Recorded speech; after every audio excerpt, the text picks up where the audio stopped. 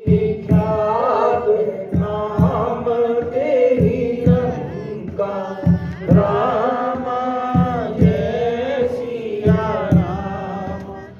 राम मंगल भवन अमंगल हारी राम जय सिया राम। राम प्रभु सुदशरथ अजिर बिहारी राम जय सिया राम। खाई सिंधु गभीर रति चारों दिश फिरिया।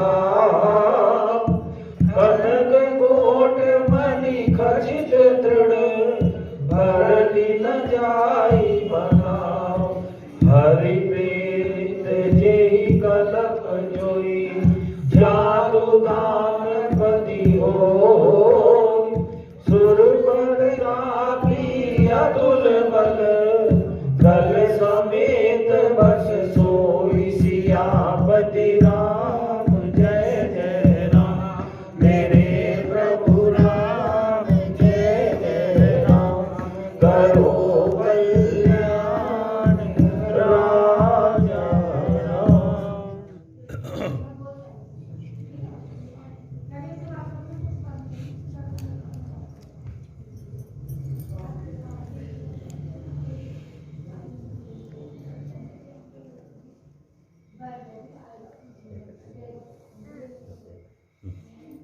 भीषण पास पुनि गयो पुत्र बरमान। तेहि मांगो भगवत पद कमल अमल अनुराग। सियापति राम जय जय राम मेरे प्रभु राम जय जय राम। करो कल्याण राजा राम। परम आदरणीय सुपस्थित मानस प्रेमियों, भगवत चरणारविंद अनुरागियों, समय की मर्यादा में ही कार्य करना है और समय कम है। आप बालकांड के अंतर्गत सुन रहे हैं कि तीनों भाई तपस्या करने गए। पहले ब्रह्मा जी रावण के पास गए तो रावण को तो वरदान भगवान शंकर और ब्रह्मा ने मिलकर दिया, क्योंकि उपासना रावण ने शंकर भगवान की थी, शीश काट काट कर चढ़ाए थे। और ब्रह्मा जी के भी उन्होंने प्रसन्नता के लिए तपस्या की थी। तो ब्रह्मा जब वर देने आए तो शंकर भगवान बोला बाद में ये हमसे वरदान मांगेगा, इसलिए अभी साथ के साथ दोनों काम निपटाए देते हैं। क्योंकि कोई जगत की भलाई के कल्याण के लिए तो उसने कुछ मांगना नहीं है, उसने तो अनर्थ के लिए मांगना है। और अनर्थ के लिए जब मांगेगा तो फिर दोबारा मांगेगा मेरे से, फिर दोबारा देना पड़ेगा। इसलिए भगवान शंकर भी उसी समय, क्योंकि उन्हीं की क्षेत्र में वो तपस्या कर, तीनों भाई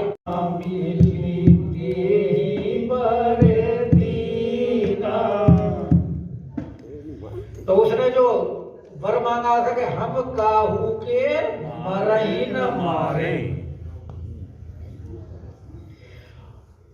कई बार अहंकार में आदमी ज्यादा बोल जाता है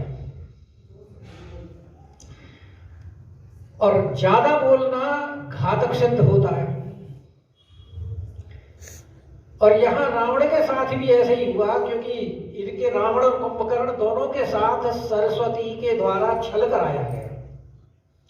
अगर वो इतना ही बोल करके चुप हो जाता कि हम काहू के मरही न मारे, आगे बात खत्म थी। लेकिन इतना बोल गया कि ये वानर भालू तो हमारा भोजन है, ये क्या करे, उनकी तो गिनती ही नहीं थी उसकी दृष्टि में कुछ। और फिर वो ब्रह्मा की जो उसने लिपि लिखी थी उसके मस्तिष्क में कि इसकी मृत्यु मनुष्य के हाथ में है, वो रावण उसको झुठला, क्यों अहंकारी है ना। उसने सोचा मार तो सकता नहीं कोई मेरे को, तो इसलिए उसने साथ में फालतू बोल दिया कि वानर मनुज जाति दुई बारे। तो भगवान तो हर चीज में से रास्ता निकाल लेते हैं, तो लूप छोड़ दिया। चाहे कोई कितना भी होशियार बन के वर मांग ले, भगवान अपना रास्ता निकाल लेते हैं। हिरण्याकशिपु ने कितने वरदान मांगे थे, क्योंकि दिन में मरूं न रात में मरूं। तो भगवान ने पूछा भाई अब दिन है, योगा नहीं, योगा रात्रि है नहीं, क्योंकि संध्या समय मारा था उसने। अच्छा, ना घर में मरूं ना बाहर मरूं, दहलीज में मार, उसमें मरूं, वो जंगा में मारा हमने। तो उन्हें अपनी जंघा के ऊपर लेटा गए, क्योंकि भाई तो धरती पे तो नहीं है, और हाथ के हाथ उससे हाँ भी कराते जा रहे हैं। कल को कोई ये ना कहेगा भाई मेरा कोई वरदान छूट गया। तो बोला धरती पर तो नहीं है, योगा नहीं, आसमान में तो नहीं है, नहीं है। फिर उसने कहा कि भीतर मरूं ना बाहर मरूं, देख लेना भीतर है ना बाहर, दहलीज भी है। तो वो देहली के ऊपर बैठ करके, योगा भीतर तो नहीं है, बाहर तो नहीं है, योगा नहीं है। अच्छा, उसने कहा कि मैं आपके 12 महीने में किसी में भी ना मरूं, तो वो पुरुषोत्तम मास में मारा उसे, लोध का महीना बनाया, लोध के महीने में। योगा भाई फिर बोला कि मैं ना सूखे से मरूं ना गीले से मरूं। तो बोले देख मेरे हाथ में कोई हथियार तो नहीं है, योगा नहीं। तो भगवान ने अपने नाखून से मार के, नाखून ना तो सूखे में आते और ना गीले में आते, क्योंकि गीले में तो वो बढ़ोतरी को प्राप्त होते रहते हैं, और जब बढ़ जाते हैं तो उनके काटने में कोई दर्द नहीं होता। तो दर्द नहीं होता तो वो सूखे में नहीं आए, और वो बढ़ते रहते हैं तो गीले में। मतलब दोनों तरह से उसको हाँ करा ली। योगा अस्त्र शस्त्र तो नहीं है, योगा और कोई तेरा वरदान रह गया हो तो वो भी बता दे, याद कर ले बनने से पहले। तो ऐसे ही यहाँ भी भगवान ने कहा ठीक है, मनु जी को हमने कह ही रखा है कि हम तुम्हारे पुत्र बन के आएंगे।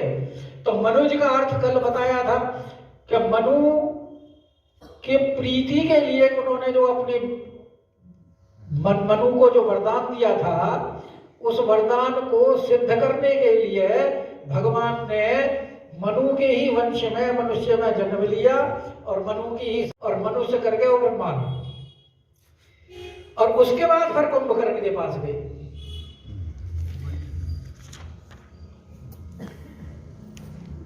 तो कुंभकर्ण के को शरीर को देखकर ही भयभीत हो गए, तो इसलिए फिर सरस्वती को बुला करके उनकी बुद्धि फेर दी। तो क्योंकि ये दोनों के दोनों अनर्थ मांगने वाले थे, इसलिए सरस्वती का प्रयोग किया गया उन दोनों के लिए। लेकिन जब विभीषण के पास गए हैं, तो विभीषण को तो पता है कि तो धार्मिक व्यक्ति है, और ये अपने स्वार्थ के लिए कुछ नहीं मांगेगा। ये वो कुंभकर्ण और रावण तो स्वार्थी थे, तो इसलिए उनकी तो बुद्धि फेरी गई। यहां गए तो यहां कोई छल इसके साथ नहीं किया, और बड़े प्रसन्नता से उसको वर देने के लिए गए कि गए विभीषण पास मुनि, और रावण को और कुंभकर्ण को पुत्र कहकर के संबोधित नहीं किया, विभीषण जी को मैंने पुत्र, क्योंकि वास्तव में पुत्र विभीषण जी ही हैं, जो पुलस्त कुल को आगे बढ़ाएंगे।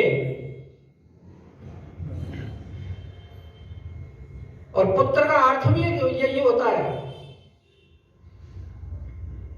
कि पुत्र नरकाय त्रायते सपुत्र, जो पुण्य नामक नरक से त्राण दिलाए, मुक्ति दिलाए, वो मुक्ति दिलाए, उसे पुत्र कहते हैं।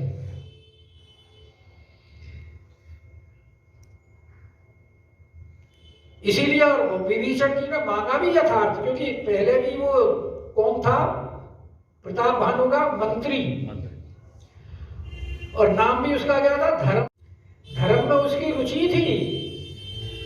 तो भगवान ने तो गीता में कहा है कि जो मेरे प्रति बढ़ता है आगे, और बीच में मानो उसका, क्योंकि अर्जुन का प्रश्न यही तो था कि प्रभु आपकी साधना के लिए, प्राप्ति के लिए अगर कोई प्रयत्न करे और बीच में अगर शरीर छूट जाए, गीता में प्रश्न है, तो क्या उसका किया धरा सब समाप्त हो जाता है? वो अगले जन्म में। अब ये नहीं है कि अगर इस समय तुमने पीएचडी कर ली है तो अगले जन्म में जन्म लोगे तो पीएचडी बनोगे। नहीं नहीं, वो तो नहीं है। लेकिन यहाँ धार्मिक कृत्य में अगर आपने भगवान की प्राप्ति के लिए भजन किया है तो जहां आपका साधन छूट गया है, अगले जन्म में आप महापुरुषों के घर में जन्म लोगे और वहीं से फिर आपका साधन आगे शुरू हो जाएगा। वो पिछला किया हुआ नष्ट नहीं होगा। और भगवान ने ये भी कहा है कि मेरा नमे भक्ता प्रणश्यति, गीता में कहा मेरे भक्त का कभी नाश नहीं होता। तो इसीलिए यहां भी वो विभीषण से प्रसन्न है और कह रहे कहे पुत्र बरमान। तो विभीषण जी क्या मांग रहे हैं कि तेरी मांगे भगवंत पद, भगवान के चरणारविंद में क्या मांग रहे? कमल कमल अनुराग। पद कमल यानी भगवान के जो चरण हैं वो कमल के समान है, कोमल, उनमें प्रीति मांग रहे हैं। और उनमें प्रेम भी कैसा मांग रहे? अमल, मल रहित, निर्मल। क्योंकि जहां छल होता है वहां मल होता है, नहीं है वहां मल नहीं है। छल जहां छल होगा वहां उसे चारों पदार्थों की प्राप्ति नहीं होगी। चार पदार्थ अर्थ धर्म काम मोक्ष, चारों के चारों छल वाले के पास से दूर हटने शुरू हो जाते हैं और उसका भगवान के चरणों में अनुराग भी नहीं होगा, क्योंकि उसका अनुराग तो फिर सांसारिक विषयों में है। जो छल करेगा इसका मतलब है वो स्वार्थी है, परमार्थ से लेना देना नहीं। और जो परमार्थी होगा उसे की ही भगवान के चरणों में प्रीति होगी। और ये मांग रहे हैं भगवान के चरणों में अनुराग। तो इसका मतलब भगवान के पास क्या चीज है? भगवान जो कहा जाता है, भगवान को भगवान क्यों कहा जाता है? क्योंकि जिसके हमारे शास्त्रों में हर एक चीज की एक कसौटी बनाई हुई है। सबको आप भगवान नहीं कह सकते। सो कॉल्ड भगवान जी आज को दुनिया भर के जो बने फिरते हैं वो भगवान है नहीं, अगर शास्त्रों के हिसाब से देखा जाए। 6 प्रकार के ऐश्वर्य, तो जिसके अंदर 6 भग यानी हों, वो 6 भग कौन कौन से हैं? ऐश्वर्य, धर्म, और वो भी समग्र, समग्र ऐश्वर्य, समग्र धर्म, समग्र यश, समग्र श्री, समग्र ज्ञान, समग्र वैराग्य। जिसके पास ये 6 चीजों विद्यमान है वो भगवान कहलाने का अधिकारी है, वरना सबको नहीं है। और यहाँ भगवान के चरणों में अनुराग मांग रहे हैं तो इसका मतलब है कि भगवंत पद कमल, तो जो वस्तु भगवान के पास है वो वस्तु उनको स्वतः प्राप्त हो जाएगी। तो इसीलिए जब विभीषण जी ने भगवान के चरणों में अनुराग मांगा तो तिनहि देहि पर ब्रह्म सीधा और हर्षित थे अपने रहनाए। अब ब्रह्मा जी का कार्य समाप्त हो गया, तीनों को वरदान दे दिए। तो ब्रह्मा जी अपने लोक को चले गए, ब्रह्मलोक को, और हर्षपूर्वक गए, क्योंकि रावण और कुंभकर्ण जो चाहते थे वो उनको मिला नहीं, और विभीषण जो चाहता था उसको अपनी तरफ से, बल्कि उनको तो विभीषण जी को तो अमरत्व तक दे दिया, अधिक दे दिया। अमरत्व अभी तक विभीषण जी हमेशा हनुमान जी की तरह विभीषण जी भी सदैव रहते हैं। कल्प तक जब तक चलेगा तब तक विभीषण जी रहेंगे इस धराधाम पर। तो उनको ब्रह्मा जी प्रसन्न होकर के वर दे करके अपने धाम चले गए और हर्षित थे अपने घर आए। ये दोनों के लिए लगता है, ब्रह्मा जी के लिए भी लगता है और रावण कुंभकर्ण विभीषण के भी लगता है, और वो भी तीनों प्रसन्न है कि भाई हमें ब्रह्मा जी ने वर दे दिया जो हम चाहते थे। क्योंकि अभी रावण कुंभकर्ण को उनके छल का पता नहीं है कि हमारे साथ छल किया गया है सरस्वती के द्वारा। तो वो भी प्रसन्न है, हर्ष है। हालांकि वाल्मीकि जी में वो पता लग गया कुंभकर्ण को बाद में कि मैं तो जो चाहता था वो तो मैं मांग ही नहीं पाया, और जिसके बारे में मैंने सोचा नहीं वो मेरे मुंह से कैसे निकल गया। और इधर मैं तनुजा मंदोदरी नामा, तो एक मैं नाम के राक्षस है, और मैं के दो पुत्र दुंदुभी और मायावी, और एक पुत्री मंदोदरी, और मैं की पत्नी का नाम था हेमा। हेमा नहीं, हेमा तो हेमा के दो पुत्र हुए। आपने दुंदुभी और मायावी का प्रसंग किसके नाम में पढ़ा है कि दुंदुभी अस्थिताल दिखराए, बिनु प्रयास रघुनाथ डहाए।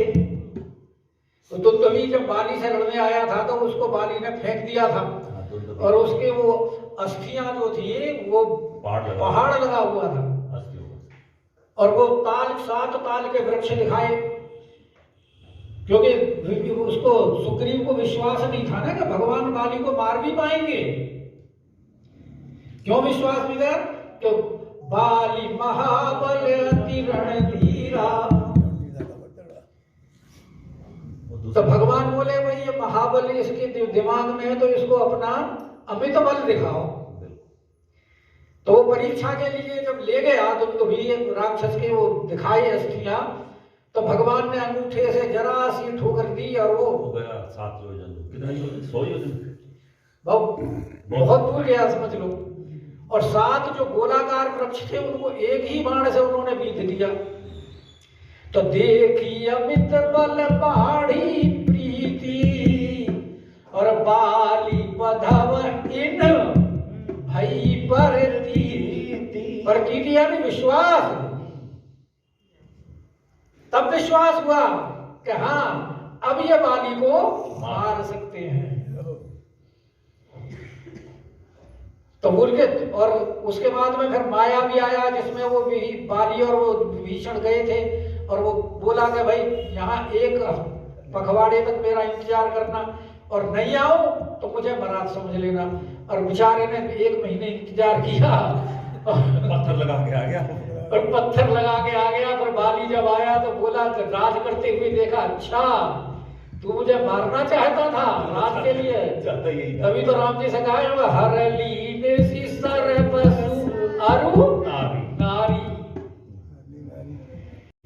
ये इन्हीं मैं के वो दोनों पुत्र थे कि मैं तनुजा, तनुजा का मतलब तन से उत्पन्न जाई, इसलिए उसको कहा गया है तनुजा, कि मैं तनुजा मंदोदरी नाम। और मंदोदरी का मतलब बहुत पतली कमर, मंद माने कम और उदर माने पेट।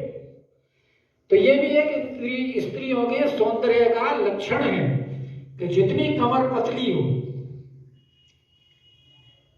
वो एक शायर ने किसी ने लिखा है, क्योंकि शायर तो बड़ी गहराई तक सोचते हैं ना बात को।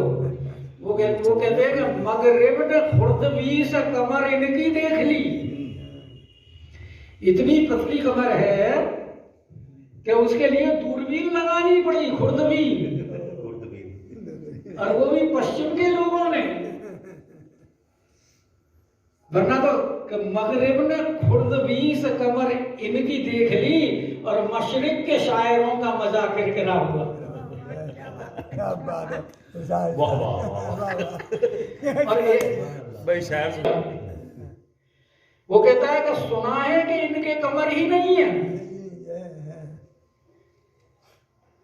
और न जाने कमरबंद कहाँ बांधती है।